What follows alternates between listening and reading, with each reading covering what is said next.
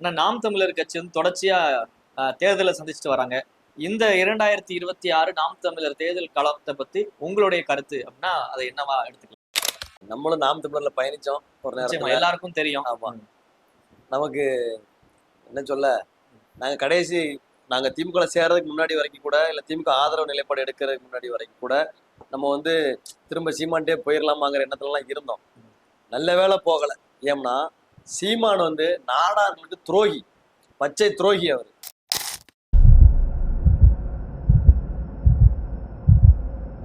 இன்னைக்கு திமுகவில் எடுத்துக்கிட்டீங்கன்னா, திமுக விடுங்க, இன்னைக்குள்ள களத்துல நாடார் எம்எல்ஏக்கள் 15 பேர் இருக்காங்க.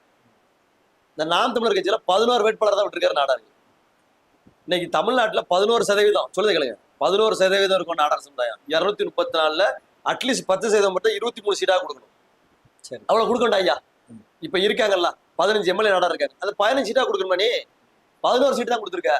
அப்ப நீ வந்து நாடார்களுக்கு விரோதி. ராதாபுரம் தொகுதி மட்டும்தான் நீங்க நாடார் விட்டுருக்காரு. நாங்குநேரி தொகுதியில ஒரு முக்குளத்தூர் கேண்டிடேட் தான் விட்டுருக்காரு. நீங்க பாளையங்கோட்டை தொகுதி, இங்கேயும் சிவகுமார்னு ஒருத்தர் இருக்கார் வக்கீல், அவருடைய பையன் ஒருத்தர், அவரும் மரவர் தான், அவரை விட்டுருக்காரு. நீங்க அவங்க ஜாதிக்கு அப்பாற்பட்டு தானே இருக்காங்க. அவங்க நீங்க ஜாதி தம்பி, இது ஜாதி கிடையாது தம்பி, ஜாதி கிடையாது. சரி, அவர் எதை பார்த்து விடுறாரு? எம்பி சீட்ல கோனார் விட்டுருக்காரு. கோனாருங்கிறது ஜாதி தானே. அவர் என்ன சொல்லுதாரு? அவர் இடையருக்கிறாள், நாங்க ஒரு நாடார் பெரும்பான்மையா இருக்க இடத்துல நான் கோனார் விட்டுருக்கேங்க. அதெல்லாம் விடுங்க, அவரே சொன்ன விஷயத்த நான் சொல்லுங்க கேளுங்க. ராதாபுரம் சட்டமன்ற தொகுதியில போன வாட்டி ஜேசுதாஸ்ங்கிற ஒரு ஆதி தமிழர் வேட்பாளரை விடுதார். எத்தனை இடத்துல மஞ்சள் நான் தான் விட்டேன் மாறு தட்டினாரு. அது அவர் விடல. ஆக்சுவலா அலெக்சாண்டர்ங்க கூடிய நம்ம அண்ணாச்சி ஒருத்தர் இப்ப எங்க கூட இயக்கத்துல இருக்காரு. அவர் தான் இப்போ நம்ம நிறுவனரா நான் இருந்தா கூட அவர் தான் தலைவரா இருக்காரு. அவர் தான் போட்டிருக்கோம். அவர் தான் என்ன பண்றாருன்னா, நாடார்களை பூரா காம்ப்ரமைஸ் பண்ணி நம்ம ஒரு ஆதி தமிழருக்கு வாய்ப்பு கொடுக்கணும் தம்பி அப்படின்னு சொல்லி அவர் தான் விடுறாரு. சீமான் விடல, இவர் தான் விடுறாரு. அப்ப அந்த இடத்துல அதை கிரெடிட் எடுத்துக்கிட்டது யார் எடுத்துக்கிட்டா? சீமான் எடுத்துக்கிட்டாரு. அவர் என்ன எப்படி எடுக்காரு? ஒரு பறையர் வேட்பாளரா நான் விடுறேங்க. பறையருங்கிறது என்னது? என்ன தம்பி, ஜாதி பேர் தானே. அப்ப இது ஜாதி பார்த்து விடாம என்னது? அது 100 மெடலை சொல்லிட்டாரு. அதையும் விடுங்க. பாளையங்கோட்டை சட்டமன்ற தொகுதியில முதல்ல நான் தாண்டா ஒரு வண்ணாருக்கு வாய்ப்பு கொடுத்தேன்னு சொல்லி பேசிட்டு இருக்காப்ல. அப்ப இதெல்லாம் ஜாதி பேர் இல்லாம என்னது?